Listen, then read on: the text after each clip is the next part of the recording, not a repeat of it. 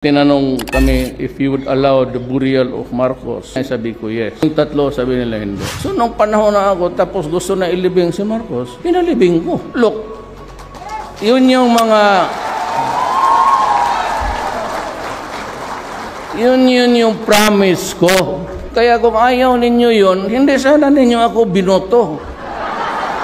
Anong klase ito? As president, kayong mga taga-human rights, I build a country. Hindi ako police.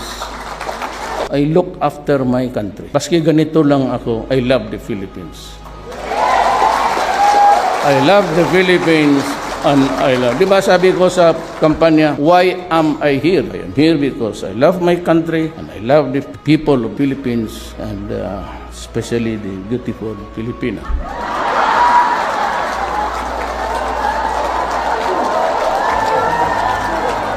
Kung nandito yung anak kong babae, ang gagalit ko.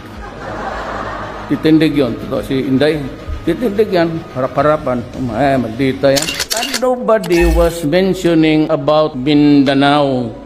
Taga Mindanao kami. Kung nagbubumbahan doon dito sa Pilipinas, nauuna kami. Simbahan, airport, Pantalan. So, I'm extra scared ako noon. Kung walang tao na magtutok. Yan lang ang promises ko. Yung mga durugista, do not destroy the future of the Philippines. Tapos, ilagay ninyo sa alanganin, isyabo ninyo, tapos maging gonggong na. Pagtanda ko, sino ang susubo ng lugaw sa bunganga ako? Kasi 1/3 ng halos mga anak ng OFW sa droga. That's the survey of government. Sabi ko, putang ina ninyo.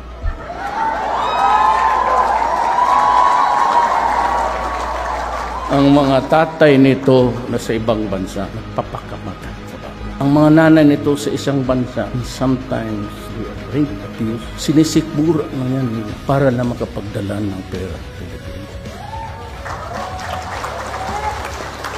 Binabastos na yan, tinitiis. I am a president for peace. I cannot be a wartime president. And I cannot afford to fight with anybody, especially to wage war against my own people.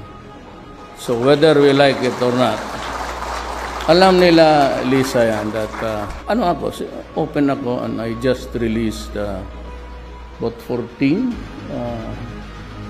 prisoners from Bilibid, yung mga komunista na convicted na. The higher interest of the people must prevail. Pagka mayroon niyang 8888, that's the hotline.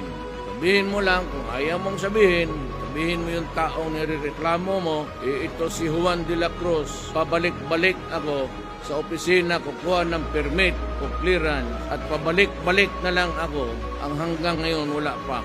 Kaya nangyari sa labor under. At pinalabas niya na resign siya kasi ako naman ayaw kong hiyain yung tao.